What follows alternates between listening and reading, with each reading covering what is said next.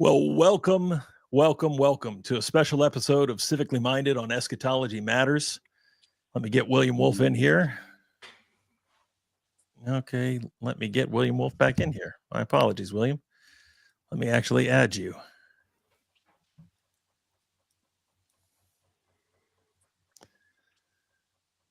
This is why I don't like doing this stuff live. It's going to make me look stupid, but that's all right. I am rather stupid, so. It's my fault, man. No, you're fine. You're fine, sir. This crowd, you'll look pretty smart. All right. We'll try to get you looking like the rest of the guys here. Okay. There we go. Look at that. It only took me a second. Well, welcome to a special episode of Civically Minded on Eschatology Matters and a special live stream event discussing the Southern Baptist Convention and its apparent lack of financial transparency. I'm your host, Corey Wing, and I'm joined by an incredible panel of powerhouse Southern Baptist pastors and leaders. Each of these men have worked tirelessly for the kingdom of Christ, and they all desire to see the SBC restored to being the biblically faithful and financially responsible entity that it once was. But before I get ahead of myself, let me introduce my guest. Pastor Tom Ascol has served at Grace Baptist Church in Cape Coral, Florida since 1986. He's also the president of Founders Ministry and the Institute of Public Theology. He has served as an adjunct professor of theology for various colleges and seminaries and has written hundreds of articles for various journals and magazines. Tom regularly preaches and lectures at various conferences throughout the United States and other countries. In addition, he hosts a weekly podcast called The Sword and the Trowel. He has a BS degree in sociology from Texas A&M University and an MDiv and PhD from Southwestern Baptist Theological Seminary. William Wolfe is the founder and executive director of the Center for Baptist Leadership. He has been a part of the Southern Baptist Convention for 13 years, and after spending a decade living and working in Washington, D.C., including working for 3 different members of Congress and as a director at the State Department and a Deputy Assistant Secretary of Defense at the DoD, William completed his seminary training and decided to combine his experience in public policy and political strategy with his theological education and knowledge of the SBC, creating the Center for Baptist Leadership. He has a BA in history from Covenant College and an MDiv from Southern Baptist Theological Seminary in Kentucky. Pastor Tom Buck has been at First Baptist Church in Lindale, Texas since 2006. He previously served as the senior pastor of Riverside Baptist Fellowship in Florida, a position that he held for 12 years. He's a graduate of the Moody Bible Institute in Pastoral Ministries and New Testament Greek, and he has a THM from Dallas Theological Seminary in Bible Exposition. He also has a doctorate of ministry in expository preaching from Southern Baptist Theological Seminary as well. And of course, Pastor Jeff Wright has served as the pastor of Midway Baptist Church in Cookeville, Tennessee since 2011. He holds a Master of Arts in Religion from Liberty Baptist Theological Seminary, and his vocational ministry is aimed at maturing Christians in healthy churches and making disciples for the good of their neighbors and the glory of Christ. In addition to his church service, he has worked in classical Christian education as an adjunct professor of hermeneutics at Bryan College in Dayton, Tennessee. I want to say welcome to each of you men, and thank you for coming on tonight to discuss what is honestly a difficult and unbelievable topic regarding the Southern Baptist Convention. Now, it may seem odd that for those of you that might know me, I'm an elder in the PCA, and why would a guy like me be hosting such a discussion as this? But I told these 4 men privately offline that I grew up in the SBC. My older brother's a pastor in the SBC, my younger brother a deacon, and my father was also a deacon in an SBC church for 30 years before he went to glory. Aside from my wife, myself, and our kids, everyone else in my family still remains in the SBC. Some, as I said, even holding office. But I also have a passion for the SBC because it's the largest Protestant evangelical denomination in America. And if you don't understand that, let me put some context to it. They have nearly 47,000 cooperating churches.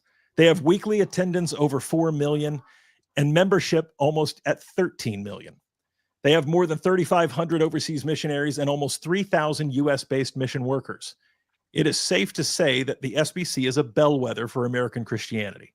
And that doesn't even scratch the surface of the impact that the SBC and the network of seminaries they hold has on the training and educating of, I'll be honest, a vast majority of all U.S. evangelical pastors, regardless of denomination. My own pastor earned his doctorate at an SBC seminary. So regardless of where you call church home, the SBC impacts you.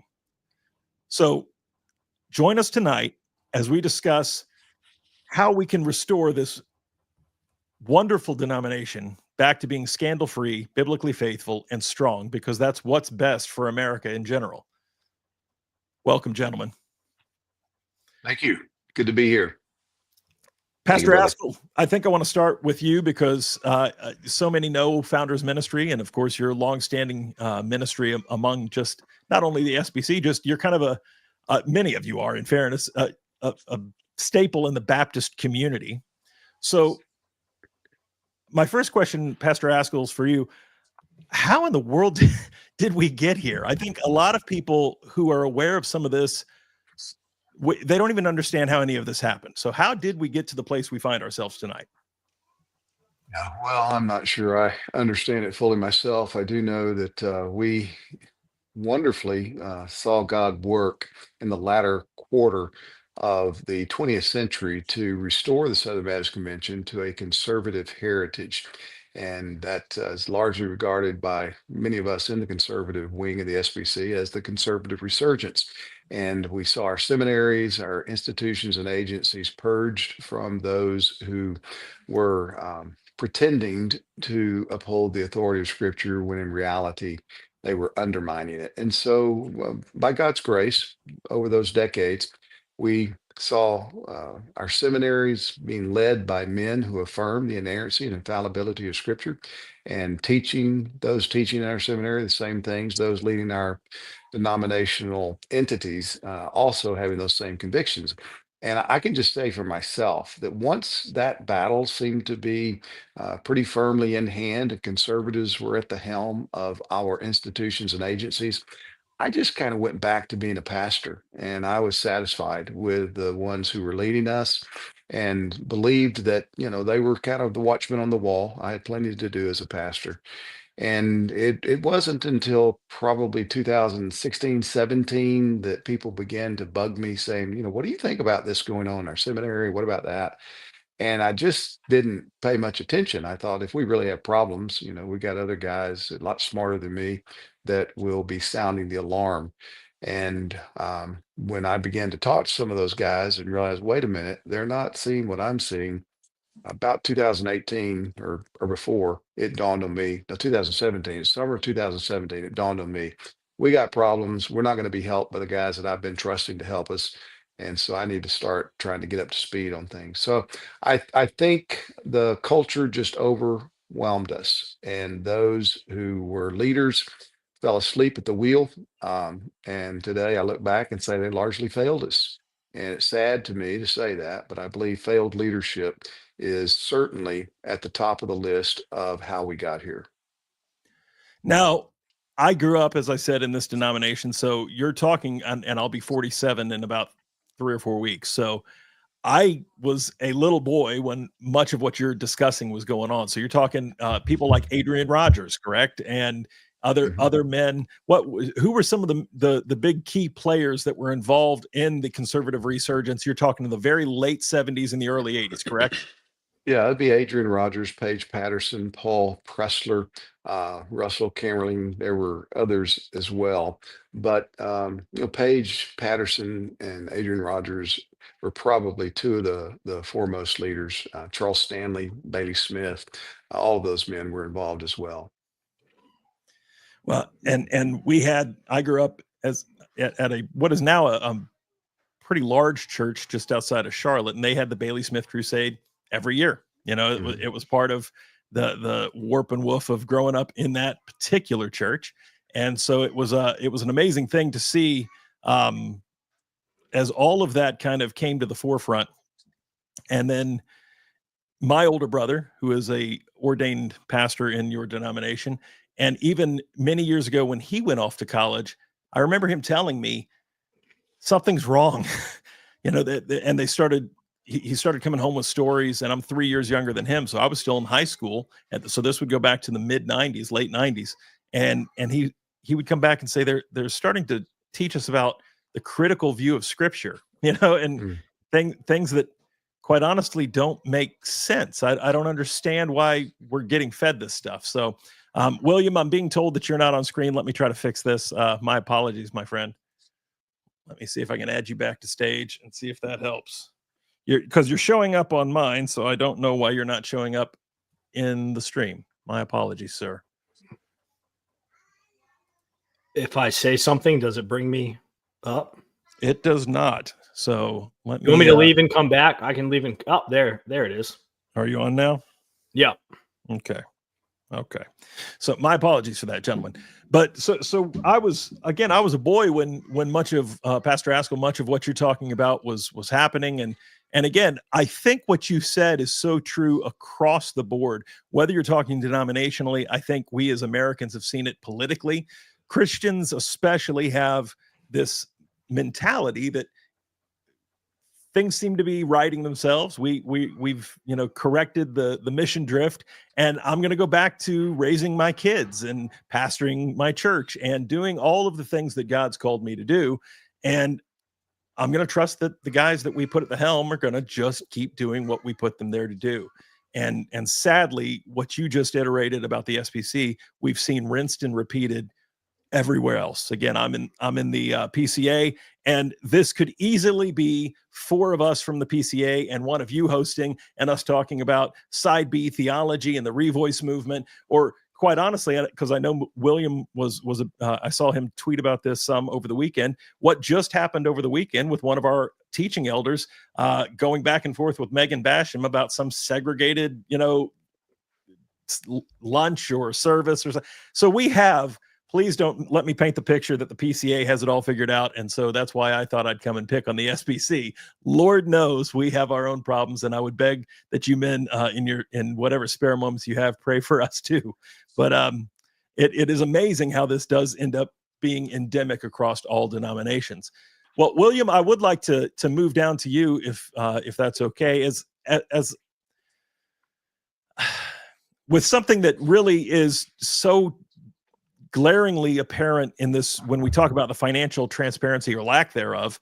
And I think one of the major reasons that you started the organization you started is, and I don't mean this particular instance, but I use this as a great example of what's going on. Former SBC president and longtime pastor of First Baptist Church, Woodstock, Georgia, Johnny Hunt, who I just read supposedly has a new trial date for his nearly 2-year-old lawsuit against the SBC and, of course, against Guidepost Solutions, which for those of you who may not know what that is, that's the company that was hired to seek out sexual abuse violations within the ranks of the SBC, and they were hired by the SBC to help kind of suss all that out. Well, he is now sued, or he did actually back in about 2 years ago. He sued the SBC and Guidepost Solutions for roughly $100 million. And they say that that's now about a week after your convention this year is going to finally go to trial. Is that some of what we're talking about when we say there's financial problems in the SBC? Well, yeah, absolutely. And just to check, can you guys hear me? All right. Yes, sir. Okay. Well, I mean, that's just one example. Let's break that down. I'd say there's 2 things at play here with the Hunt lawsuit. First of all, is the question of what was Hunt's compensation as an executive at the North American Mission Board? Was it reasonable? Was it a fair number according to the work he was doing for them and in line with their mission priorities? Is this something that all Southern Baptists, if we knew, we'd be happy to say, yes, Johnny Hunt is worth approximately $600,000 a year? The problem is we don't have any way of measuring that because we don't know what the trustees are doing and how they're evaluating the work going on at NAM. We have no idea what Ascol is making. And of course, that number is not, his salary, but it's also speaking honorariums and things like that. So maybe Hunt was worth that, maybe not. That's the question of, the dollars and the cents and the objectives and the mission. The other thing at play here is that Hunt was named as a sexual abuser, as somebody who committed the act of sexual abuse, a crime and a sin, along with other people in this Guidepost Solutions report that the Southern Baptist Convention executive committee indemnified guidepost. They essentially said, you can name anybody, you can call anybody anything, and if you're wrong about it, we'll take the fall for it. And so certain people like Johnny Hunt said, yes, I've sinned, I've committed adultery, I've violated trust placed in me as a pastor, as a Christian leader, but I did not commit sexual abuse. I didn't commit a crime. And so I'm going to sue you for defaming me and slandering me in this way. And there's other people who are suing the Southern Baptist Convention over that as well. So we have lack of transparency, and then some completely boneheaded mismanagement of the fiduciary responsibilities of the executive committee of the Southern Baptist Convention that's led to this issue. There's a lot to unpack there. I was on a live space that you did with some of these same men just about a week ago, William. And one of the things I commented in the comments there was, I don't think this is what Southern Baptist, housewives and grandmothers I don't think this is why they're giving their offerings and their tithes, is so that, men that had sexual improprieties or not, quite honestly, or guidepost solutions. So any of those things could get paid off. I mean, so, and you kind of said, would they be happy if they all learned that Johnny Hunt was making roughly $600,000 a year as an employee of NAM? So could you kind of, any of you can jump in on this one and tell me, you all pastor, the three of you certainly pastor churches, and William, you've been in the SBC for a long time. Is this something that, anyone at any of your churches that would go, yeah, that's what I signed up for? No, Absolutely not. and certainly not signing up for the lack of knowing what our entity employees are being paid. Even if you can make an argument that he's worth a salary, nobody signs up to be kept in the dark on these kind of financial matters. Can I say something else on that? Please. Okay. So I do not think the vast majority of Southern Baptist churches and givers have signed up to create a system for essentially church planting consultants, where they can go around making tens of thousands, if not hundreds of thousands of dollars, advising people on how to plant churches and grow their churches. Many of these people who aren't even pastoring churches themselves. I'm not a pastor. I'm just a faithful lay, member at a Southern Baptist church. And imagine if I started going around and telling everybody how to do church plants and pitched myself as a church plant consultant and said, give me tens of thousands of dollars. That's essentially what NAM has become through the Send Network in many ways. It's essentially a grift for a church planting consultant class, and nobody signed up for that. Well, and correct me if I'm wrong, but I've read things over the last few years that not only is it a money grift, but that especially out in the Northwest and areas like that of the country, they're opening, quote, churches that have no resemblance to anything that again, people maybe on this panel or even myself growing up in one would think looks anything like a traditional SBC church. Is that also true? Yeah, Tom Buck's your guy on that one, man. He has been a terror to North American Mission Board exposing this very issue. Pastor Buck, please take the floor. I would say that for sure. Let me say this, that the churches that would look more like a Southern Baptist church, because I've talked to multiple NAM church planters, they get the least amount of money. And then the guys that they consider to be, doing you might use the term, sexy job, where they're in particular areas or doing something that's a little more edgy or whatever it may be, they get more money. So I've talked to these guys who are frustrated. They're like, "Hey, we're just trying to do the work of the work of the Lord, and we look more like a traditional Southern Baptist church. And NAM doesn't get excited about us because we're not sexy enough for them, while they're paying big money." I doubt that Johnny Hunt's too far off from the number that he gave, especially if he's going to go to court and have to prove that. Um, and then, of course, you have all the churches in the Northwest and in California that have been filled with women preachers, women who preach, women who had the title pastor. Now they've removed it. And whenever we would expose it, they would keep the same job description, which was elder-esque, but yet they would then drop the title of pastor. It was just a word game. It was a shell game that they were moving things around.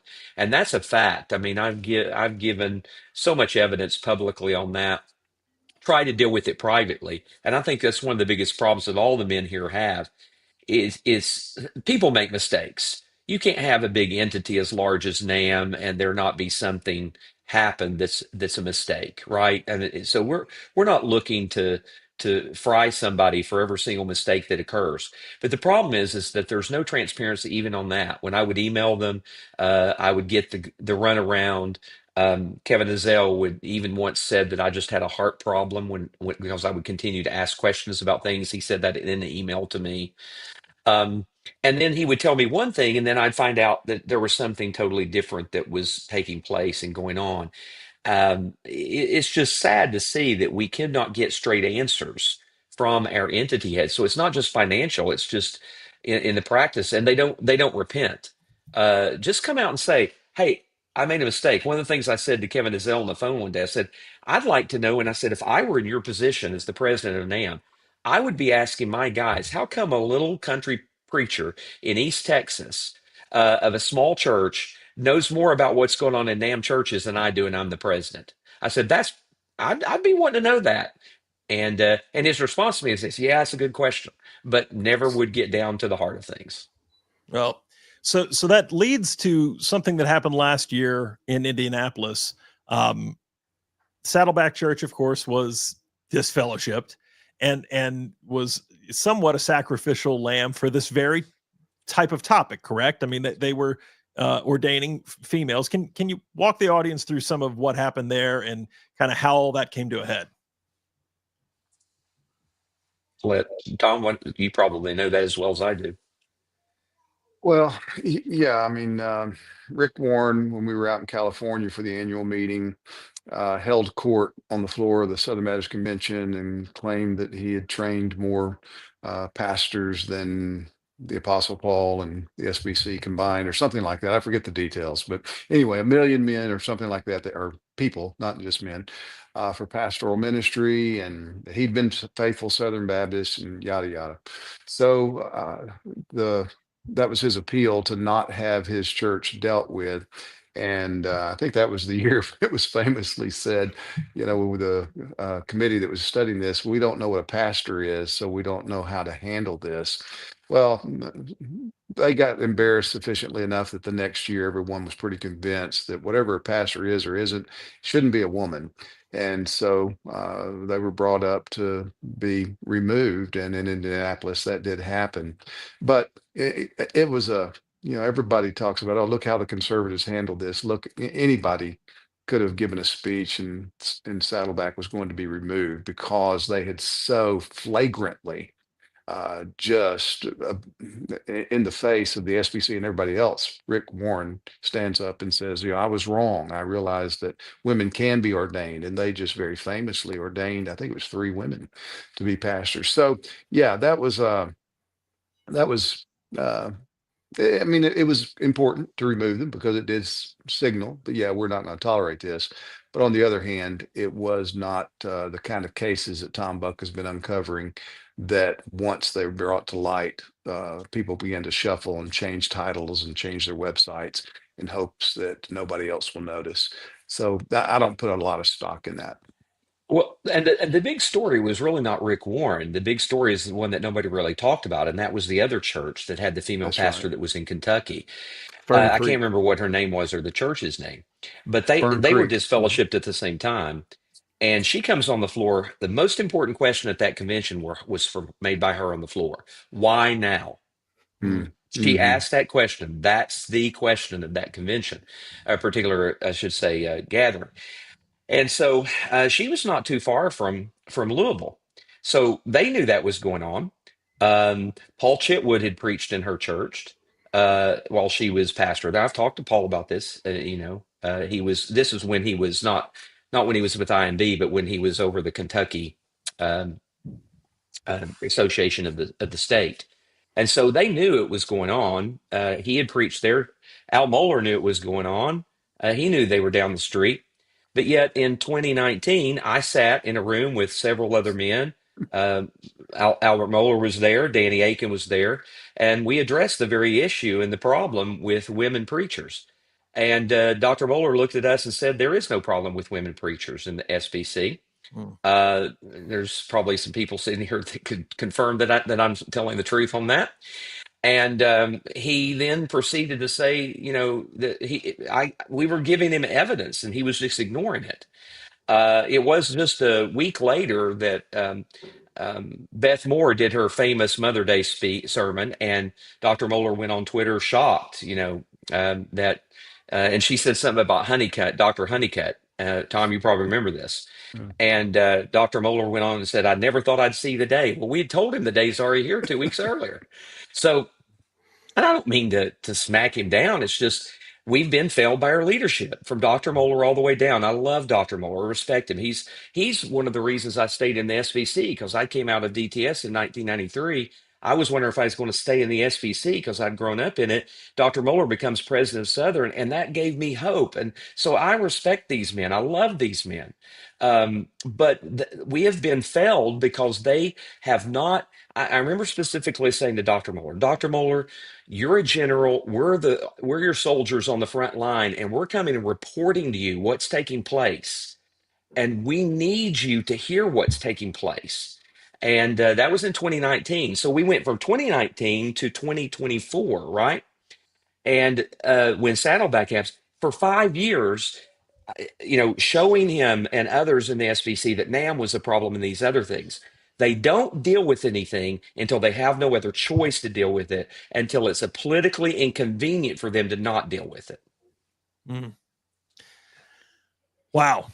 And again, just because I know this is a mixed audience, I'm already getting some feedback as far as who's watching, and it's not all Baptist. Explain for those who may not know who some of those names are. So Danny Aiken and some of those gentlemen, what positions do these men hold, and at what institutions do they hold it? Danny Aiken's the president of Southeastern Baptist Theological Seminary. Dr. Moeller's the president of the Southern Baptist Theological Seminary in Kentucky, and Dr. Aiken is what's the city that he's in? Is it Wake Forest. Wake Forest. So Wake Forest, North Carolina. So those are the two individuals I was speaking of. Okay, thank you so much, Jeff. It's your turn, buddy. And I say buddy because we've of the four men on screen, you and I've spoke before. So thank you for coming back on and being able. I didn't run you off sufficiently, apparently. So Pastor Wright, you were actually part of what's known as the ERLC, Ethics and Religious Liberty Commission, at one point in time, correct? Yeah, I was on this thing called the Leadership Committee, which when I went on it, I thought was more than it actually is. It was basically a fundraising group. They wanted you to write big checks to the ERLC, and then you would get to sit in on their meetings and feel like you were really getting access to really important people. It was a joke, but I was there. So you have went from that, and I mean, I can still find you, or anyone can still find you online when they look up your name on an ERLC website. And, so you've went from that to now being a very outspoken champion of the kind of reform movement that we're talking about this evening, which for some folks even includes shutting down the ERLC completely, right? I mean, that's been propositioned as a resolution, has it not? Absolutely. It's usually manipulated down by the people on the platform who can kind of control the mics and the way the room moves at the annual meeting. But yeah, I mean, that has been the mood of Southern Baptists, at least grassroots Southern Baptists, for better part of a decade. And it just completely, it just continually shows that it's needed. The ERLC is useless. They're less than vestigial. Williams Center for Baptist Leadership is a fairly new organization, has done much more to advance the cause of like actual Southern Baptist interests in the public policy arena in just the time that it's been around than the ERLC has done for years. When the ERLC does something, they create a catastrophe. They kill an abortion bill in Louisiana. They ignore the Vanderbilt transgender clinic in their backyard. Brent Leatherwood gives his time to covering up the school shooting motivations at Covenant School in Nashville. They can't move without making a catastrophic error. They're a huge waste of money. And again, as I just said, a volunteer organization like William leads within a very short time shows that we actually could do something positive, but we have to work around them because they're so inept. We have better alternatives. We should put our money into better alternatives. Now, you bring up Brent Leatherwood. He's currently the person running the helm at the ERLC. Prior to him, another name that some of the viewers certainly will be familiar with, who is now at Christianity Today, is of course Russell Moore. Correct? He ran the Ethics and Religious Liberty Commission prior to Brent Leatherwood. Is that correct? He did. He ran it into the ground. And there is some evidence that in some ways he's kind of running the ERLC by wire, or at least was initially through Brent Leatherwood. He was sort of, Leatherwood was salvaged from being dismissed by the Tennessee GOP for undermining incumbent candidates who weren't, to his liking. And so this is a guy who's always been a subversive, but he failed forward, landed at the number 2 man spot in the ERLC eventually, and basically got the job because Dr. Moore had made it so toxic. No one wanted the job. And Brent Leatherwood doesn't have prospects outside of the one that he's already holding. And so he just was kind of by default left there. Again, I think there's some evidence that at least early on Moore was running it by wire through him. But this is the kind of leadership we have at the ERLC. We're getting what you would expect from a group with that kind of leadership. And this is why Southern Baptists are ready to see the whole thing wrapped up. Yeah. So I know that John Harris, who of course does Conversations That Matter, he's been pretty, and he's not even in the SBC, but he's been very outspoken, and he's talked with a number of you on screen, and of course helped put out a film or documentary just a couple of years ago called Enemies Within the Church that again touched on so much of this. So I feel like, how can anyone at this point not know that this is going on? But sadly, I see it, and I talk to people both within your denomination and outside of it that still don't know this is going on. So could one of you explain to me how, with all of this exposure, there's still such an unbelievable smoke and mirror that keeps happening, and this is obscured down the line? Gentlemen, you mind if I take a run at that first? Here's what I'm going to tell you, Corey, that I think most people still aren't aware of. So many of our Baptist leaders or people who are in the pipeline are paid not to notice. The North American Mission Board retains them on these ambassador type deals. They're supposed to be consultants in the work. And so what our mission dollars are going to do is to buy these people who specifically are working to say, oh, we will not notice anything that's going wrong. And so the reason a lot of people don't know about it is because our domestic mission board has paid them to not let people know about it. And they're happy to take the paycheck to do that. Now, having that on the record, I'll throw it back to the panel, because I'm sure they have other reasons. I would say part of what Tom said earlier, and that is pastors are busy. They're busy serving their congregation, preaching the gospel. I was the same way. I mean, I did the same thing Tom did. I didn't go to a lot of even convention meetings. I was worse than Tom. I think Tom went to annual meetings every year. I wasn't even going to annual meetings. I just trusted the leadership to do that. And so, we're busy counseling, preaching, discipling, sometimes sadly disciplining. We're busy, and that's a good thing. And so I was oblivious to most of this until it just kind of was thrown into my face. So I've been, bombarded by a lot of, people saying, why don't you go back and pastor your church? Well, I was doing that, and look at the mess you got us into. So I'd love to do that. There would be nothing that would give me greater joy than to have to stop talking about this stuff. But as I told Tom the other day, you can barely talk about one crisis before another one pops up. But most pastors, they're not on Twitter, they're not on X, they're not on social media. They're just loving their congregation, serving their church, and they believe what they're being fed. Right. And that's what, Jeff is talking about. The people that are paid not to notice are also paid to tell other people everything's fine. There's no problem. That we're your conservatives. You can, we believe the Bible's inerrant.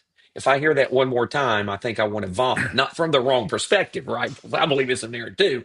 But they act like that's the magic word to not, don't look behind the curtain. Don't pay attention to the man behind the curtain, because everything is fine. And we Southern Baptists want to believe their leaders. I want to believe my leaders.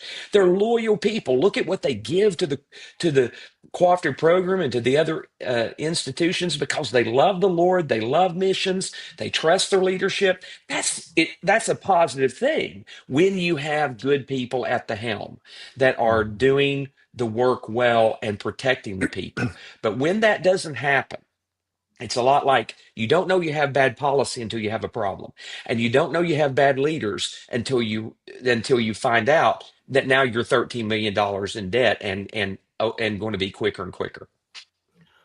Yeah, I would Corey, underscore that. go ahead.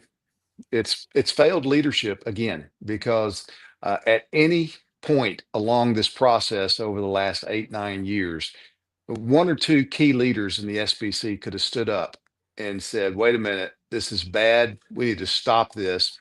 And it would have been stopped. There would have been enough normal, regular, salt of the earth pastors, church members like us who would have followed them to do that. And some of those leaders intimated they would do exactly that. And when the moment came, made decisions not to do that. And so it's leadership. It's a failed leadership. You've got the heads of the entities who have remained silent or tried to say, oh, everything's fine. You've got folks who raise questions being pigeonholed as what Brent Leatherwood called us recently, grievance grifters. So we're always complaining, always pointing out problems. And we're told, well, trust the trustees. We have trustees over all of our entities, and they're the ones taking charge. Well, the trustees don't know what's going on. We've heard that time and again. Trustees saying, I don't know what our entity head makes in terms of his salary. We didn't know this. We weren't informed. The trustee system is broken because the trustees are being trained by the entities that they're supposed to be holding in trust for the churches, and they become unpaid public relations departments for these entities. So the one main reason is our leaders have failed us. They have failed us. I love these men too. I've known some of them for decades, and yet they have failed us. They have allowed this mess to happen, and they're hoping people will forget.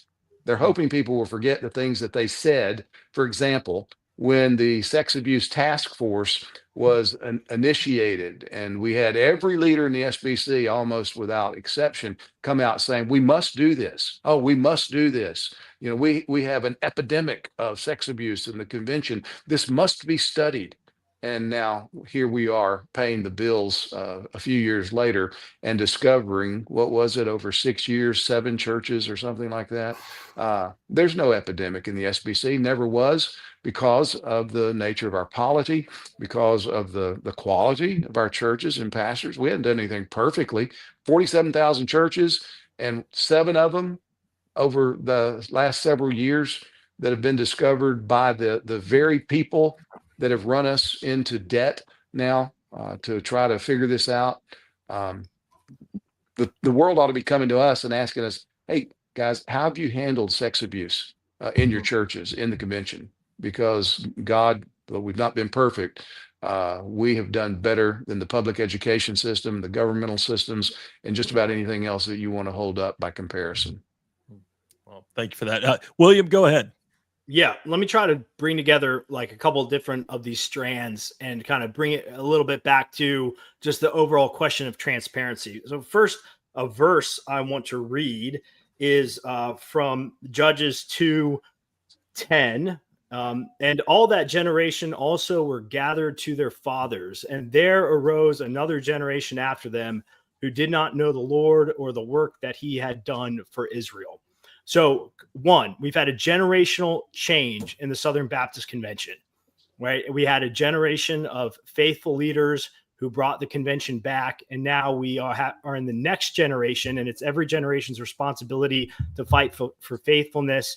And this generation has sort of failed. 2, the trustee system is broken, and it got broken and nobody noticed that it was broken. Over probably a decade or so there, the trustee boards during a peacetime, right? We were in a peacetime, morphed from entities that were responsible for holding organizations responsible for holding our entities accountable into PR cheerleaders for them. I was just recently speaking with an older brother at my church. This man was an incredibly accomplished individual in the private sector. He's been on plenty of boards. He worked in the healthcare industry. He said, when a trustee board gets together, they have one question and one question only. Is the chief executive officer fulfilling his mission for this organization and fulfilling the fiduciary responsibility that this organization has to its shareholders? And if not, then can we fix it? And if we can't fix it, we need to find a new leader. Somewhere along the lines over the last 2 decades in the SBC, our trustee boards quit doing that and became cheerleaders instead of an accountability mechanism. And nobody noticed that it's happening. Third is that as the generation change happened and the trustee boards got broken in terms of the good governance in the Southern Baptist Convention, false ideologies, unbiblical ideologies, worldly ideologies crept in during this explosion of liberalism, identity politics, and wokeness. This generation of SBC leaders really got bought into this idea of trying to win the world by sort of repackaging the world to the world with Christian content sort of sprinkled on top. And so I'd say that, and so now we realize where it gets you, right? It gets you DEI hires and woke nonsense and women pastors and racial grievance. But because the trustee system was broken, we had no way of effectively dealing with it until, as Tom have said, outside individuals and organizations bring an issue to the point where it cannot be ignored. If the trustee system was working, these things would be caught and dealt with in-house, and maybe we would never even know about it unless there was a sort of, hey, we got to fire this guy because he wouldn't get in line. So that's sort of the 3 points I try to bring everything together with is 1, a generational handoff that was dropped, 2, a trustee system that got broken. And because that trustee system was broken, worldly ideologies, woke ideologies, and liberalism were able to infect the Southern Baptist Convention. And there are trustees, and I think William would agree with this as well. There are trustees, they're good trustees that want there to be transparency, but they'll tell you that they're the minority and they can't get anything done because of the guys that they're like that. So we've got some good trustees. The problem is they get their hands are tied because they can't find anybody that will stand up with them to say, let's do the right thing here. And I've talked to multiple trustees. I talked the other day with a NAM representative, and I said, they said, well, we can't tell everything. They said, do you tell your church everything? I said, yeah, we do. And it's shocking to me that they don't think that they find it hard to believe that people do that. And I shared with him, that trust is the foundation of any leadership. Transparency is the foundation of trust. And you have to have that. But they have decided that the price of secrecy is better than the price of transparency. And the problem I shared with him about the price of secrecy is that you pay a high price. You often don't know the price you're paying. But all your sycophants, they're going to be fine with the prices. They're fine with you.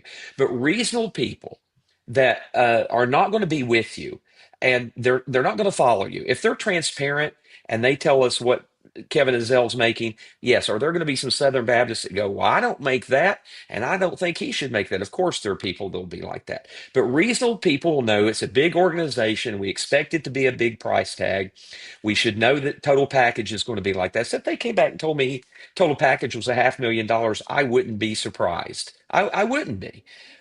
Because when you look at an organization that big, whether I agree with it or not is one thing, but I'm not going to necessarily be surprised, and I'm probably not going to nitpick over that to one degree or another.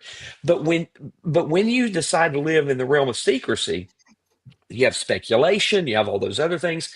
They blame us for the problem they're creating.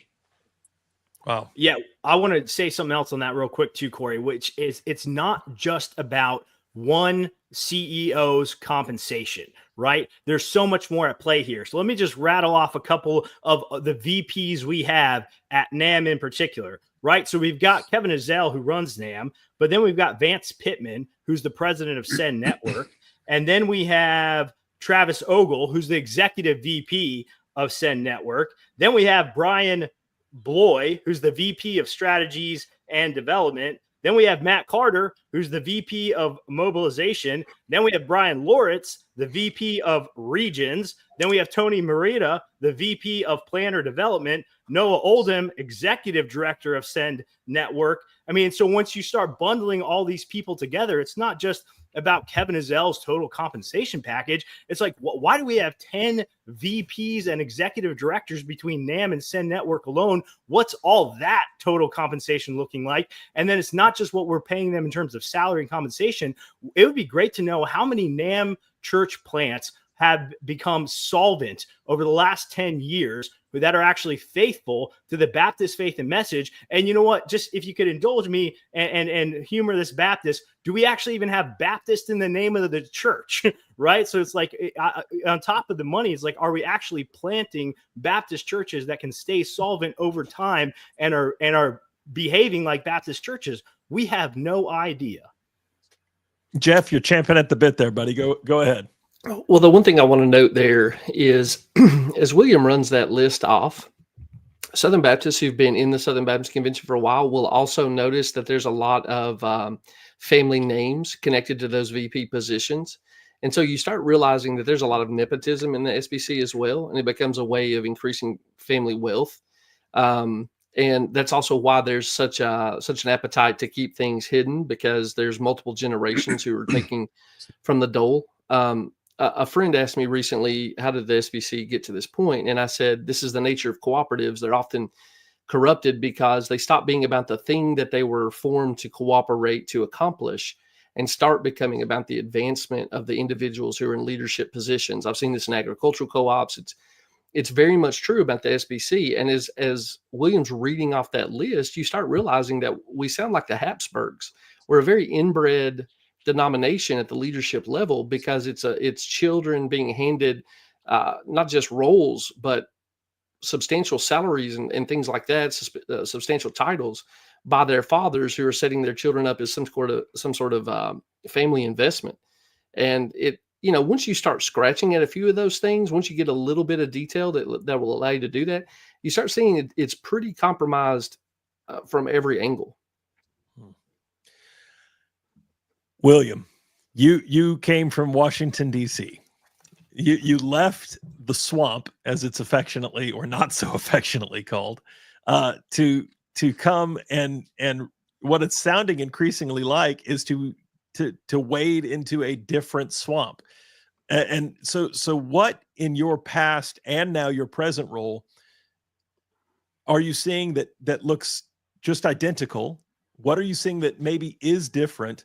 And with your unique perspective of your time in government, do you have hope that this can, I mean, other than, of course, our hope is in Christ, and again, he is the head of the church.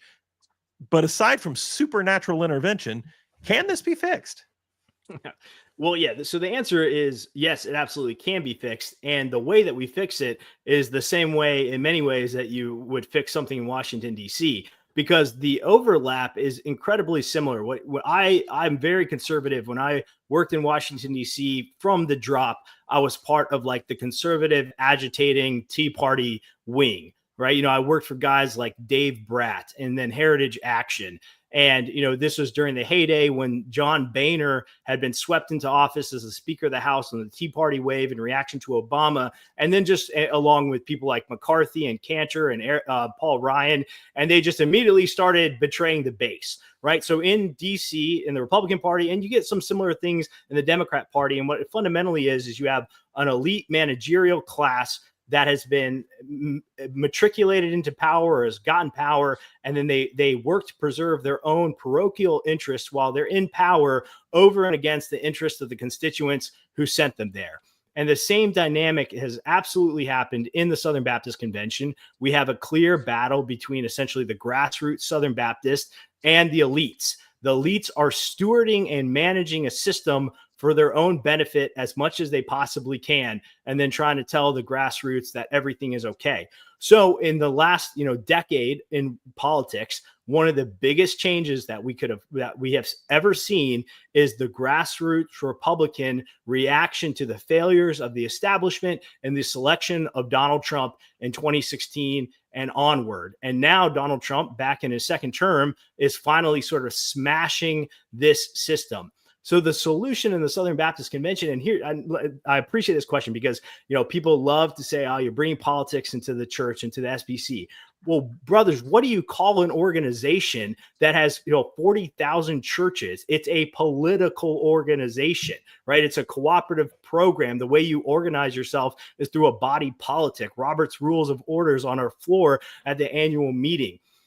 What we have is a massive disengagement from the grassroots. And I will say this, this is the pathway. It's the same thing they did in the conservative resurgence.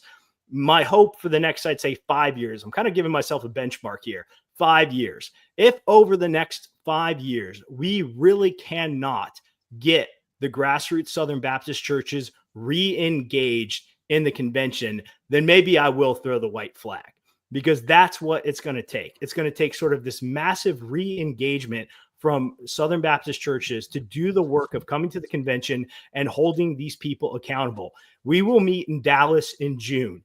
If 10,000 more messengers showed up, we could fix everything with just overwhelming votes over and over. We could enact our will on the Southern Baptist Convention if these people came. But the problem is they're not coming.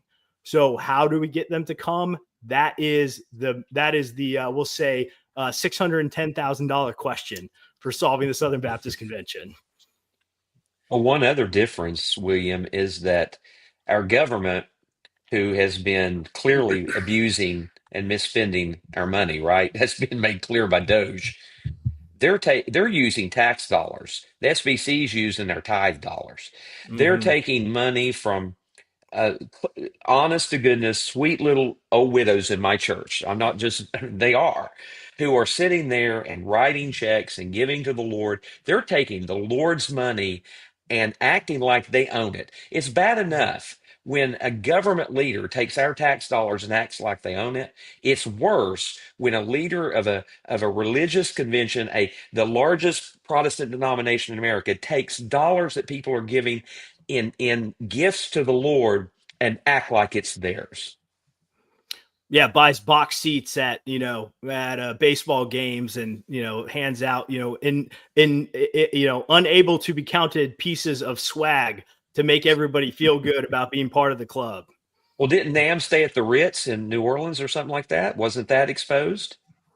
Remember that? They had a trustee training. They had a trustee training event at the Ritz. Is what I think you're referring to, Tom. Which again is to the point that they groom their own trustees to be loyal to the entity rather than the people that are supposed to be safeguarding the entity on the behalf of.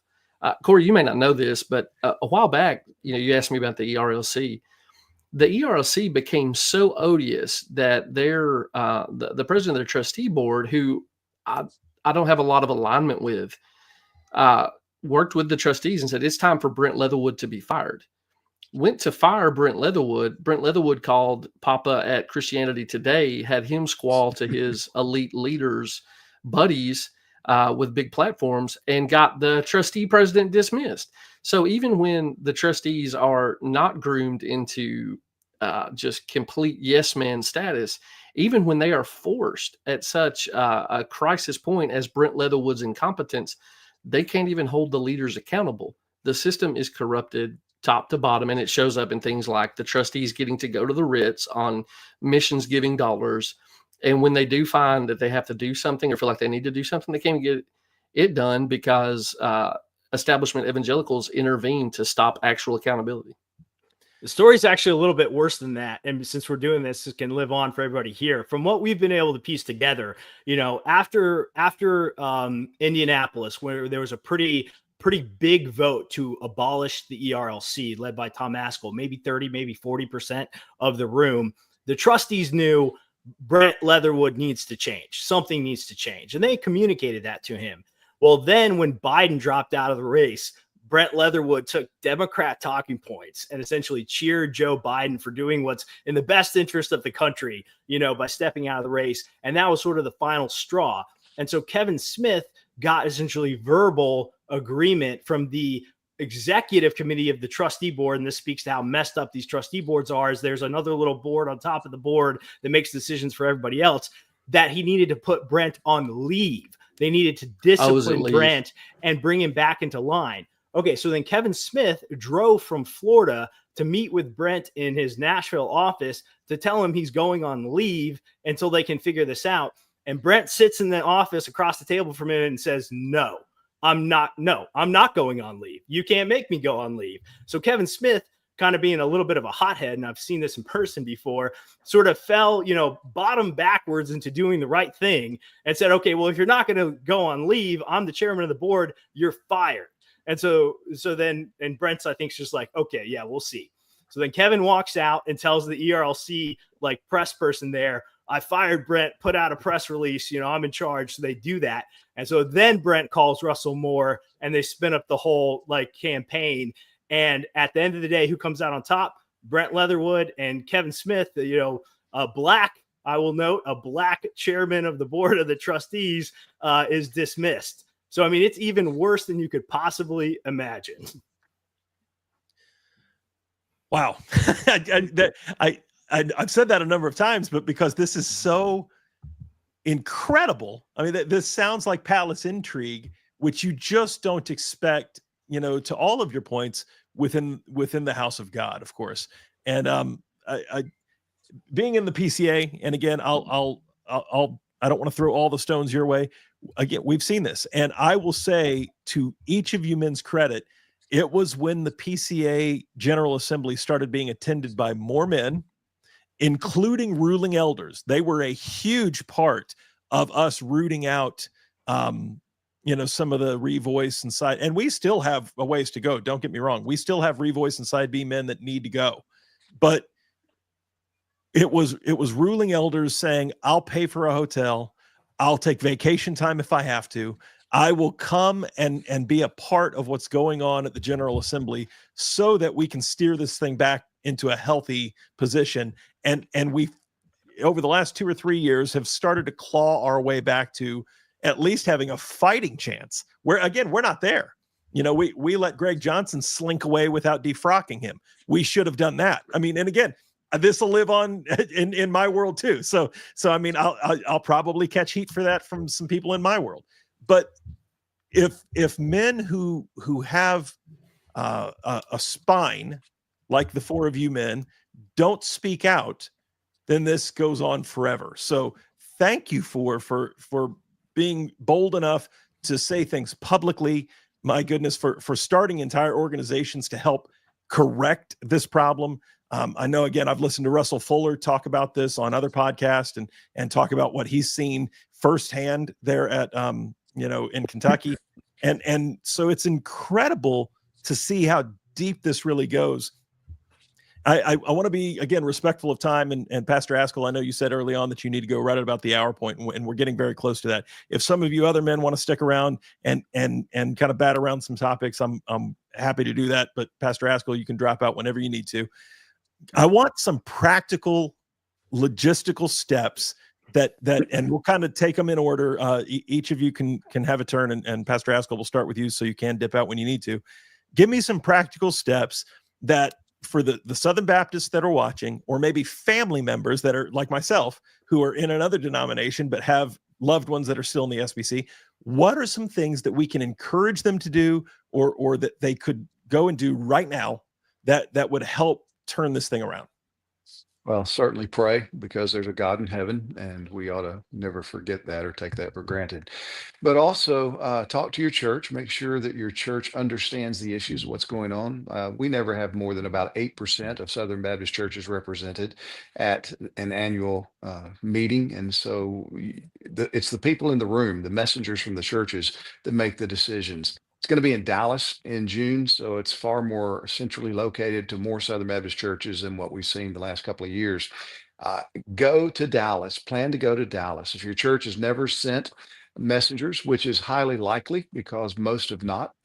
Go and ask if you can be a messenger, and then get on the sbc.net website, figure out the best way that you can register as a messenger and be in the room. Go knowing that it's a business meeting. It's not a vacation. Don't go to Six Flags. Just plan to be there and stay there for the votes. Watch for these kinds of issues. I fully expect there to be a motion to call for a task force that will be given authority to look into every entity, every agency, not just financially, but all of their activities and procedures for the last 10 to 15 years, and bring a report back to the convention. That thing needs to happen. And so if you're not in the room when that motion is made and debated, then you're not going to be able to impact that.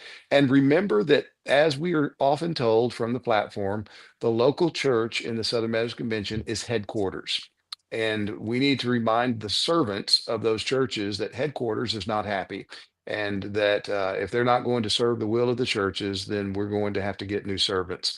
So those kinds of things are practical. They're not too difficult. They do require some cost and some time, but that can happen. I would encourage churches to do this too. If you care about the SBC and you give to the cooperative program and you realize things are not going well, take cooperative program money and finance people going as messengers from your church. Because if things continue down the path that they are now, your cooperative program money will be increasingly spent to pay lawyers who are defending the convention against lawsuits that should never have come to pass, but have come to pass because of shoddy handling of matters that could have been handled by any kind of faithful pastors that were willing to get in a room, open the word of God and say, oh, here's what we're supposed to do. So whatever you got to do, get to Dallas with messengers who are willing to vote to be in the room for all the business sessions. And I would add to network with other pastors. Try to, because some of the guys may not know, educate other pastors around you, get to know local SBC pastors within a, maybe make a goal of a 25, 30, 40 mile radius of where you are, and start calling some of those pastors up. And we, our church, because a lot of these churches, they can't afford to take anybody. It's close to us now because it's been in Dallas this year. But we would let pay for the way for other pastors of other churches to go. Not We didn't buy their vote. We just simply gave them a ride. And now we made sure they were going to vote a certain way. But anyway, they get in the van. But we want to get people there. And so not just your church, but we've got to mobilize better, and that's how we educate other pastors and take them and do everything that we can to help smaller churches get there. It's why a lot of them don't go, is they don't have the finances to be able to go. Yeah. Hey, Corey, I'm going to have to bail out, man. Thanks so much for having me. Appreciate Pat, all for you asking. guys. God bless. God bless. Jeff, go ahead. Oh, I was waving at Tom, but I do have a particular thought on this. My heart is the grassroots member of Southern Baptist Church, and that's where I think the solution is. William has kind of laid some of this out. Both of the brothers Tom have done so as well. But to be very practical about this, if you're a Southern Baptist Church member, you need to have regular conversations with your pastor. And I'm not telling you to harangue the guy, but you do need to cultivate a kind of godly obstinance. It would start with questions like, what's your impression of the North American Mission Board? Do you have any kind of financial relationship to the North American Mission Board? What do you know about what the North American Mission Board does? And what I'm generally driving at in spirit is, you need to let your pastor know that in his local everyday life, it's going to be a problem if he is either complicit in the kind of bought silence that the North American Mission Board does in various different ways, or he, is maybe more actively sort of working with them and taking money from them. He needs to understand that whatever benefits that those relationships are bringing him are actually costing him something in the local everyday life that he lives as well. I don't think that it's possible to overcome the North American Mission Board's financial manipulation unless members and churches say, I'm not okay with SBC, and I'm not going to let my pastor be okay with the state of the SBC on a regular basis. And I think that's the kind of accountability that can be gently cultivated, that would actually make a tremendous difference in the way that people relate to the convention as a whole. William? 2 points. First, reject the inner ring. And second, take extreme ownership. So first, Southern Baptists need to reject the inner ring. This primarily applies to pastors, but also to any other trustee and people who serve as trustees, people who are in our seminaries, professors, anybody who works for any of our entities. We need to stop compromising because we want a seat at the table. This phrase, of course, comes from an essay written by C.S. Lewis, in which he explained that the inner ring, which is this desire to be welcomed into the club, is one of the best ways that you make a good man become a bad man without even realizing it, because he wants the approval of his peers and the support and comfort of being part of the it crew. And if there's anything about Southern Baptist life that I've realized over the last few years that I've been working much more actively in it, is that, man, people want to be in the club, right? So unfortunately today you're talking to a lot of people who aren't in the club, but may God give us 10,000 more SBC pastors who have no interest in being in the club, but are much more interested in faithfulness to God's word and our gospel mission. So 1, practically reject the inner ring. 2, take extreme ownership. This is what I mean by that. In concentric circles, first, take extreme ownership of the stewardship responsibility that your church has, because it is part of the Southern Baptist Convention. Make sure you're coming to the annual meeting. Yes. Make sure you're bringing as many messengers as you can. And to Tom's point about how it's hard for these small churches to afford to come, well, taking extreme ownership of this situation, if you are a pastor, means potentially going and doing some outside fundraising to make sure that you can cover the costs of 6 messengers if you get them. I go to a very small Southern Baptist church. I love it. I love my pastor. We got like 9 or 10 messengers from like a 70-person church last year, just based off of the giving ratio. We only sent 2, and I love my pastor. I'm not blowing him up in any way, but it'll be a huge lift for us to send 5 or 6 this year, and we're going to try to do that. But that's the numbers that get us to win. So 1, come; 2, bring all your messengers; and 2, extreme ownership and concentric circles working out includes talking to other Southern Baptist pastors in your local association and your state association. I can't contact all these people. I can tweet all day and post 1,000 articles on the Center for Baptist Leadership, but what it's going to take is you as a Southern Baptist pastor calling 15 of your buddies and saying, are you going to be in Dallas this year? Are you bringing all your messengers? And are you educated and equipped to vote on behalf of doctrinal fidelity and good governance in the Southern Baptist Convention? And if pastors will do that, then we can absolutely turn this whole thing around. And Corey, what William just laid out is a model also within a congregation. If you're aware of what's happening in the Southern Baptist Convention, you can do the same thing with fellow church members. Are you aware of this issue? Can we talk about that? And you can, kind of foster it within your own congregation as well, which again, to my point earlier, I think that's what it's going to take to overcome some of the manipulation that we've been subject to. Well, I will say, because I follow all of you men on social media, and for any of you that are watching and you don't follow all 4 of the men that have been on this panel tonight, follow them. Not only here, go to, a lot of them have websites or podcasts. Go get connected with these men, because they're championing a cause for you. I mean, they're doing a lot of the heavy lifting on behalf of your denomination. And so I beg you, get connected to these men, let them be a sounding board for you. And to what Jeffrey and William and Pastor Buck have all said, let them inform you, if nothing else. Stay abreast of what is going on. If a guy like me who's in a different denomination can pretty much know about most of everything that we've talked about tonight, because again, I find this important, then all of you that are currently in SBC churches have no excuse as to why you couldn't keep yourself a little more educated about what's going on and how in the world to get this turned around, because it absolutely can. I think Pastor Ascol's parting advice of remember that again, God is in control. The church is his bride, and he will indeed purify her, because he promises to do so. Gentlemen, I am immensely grateful for your expertise, for your time. I would love to watch from the sidelines and cheer you guys on. Know that you have friends in other denominations. Please understand that all of us that know what time it is, we are rooting you on. We're praying for you. We support you.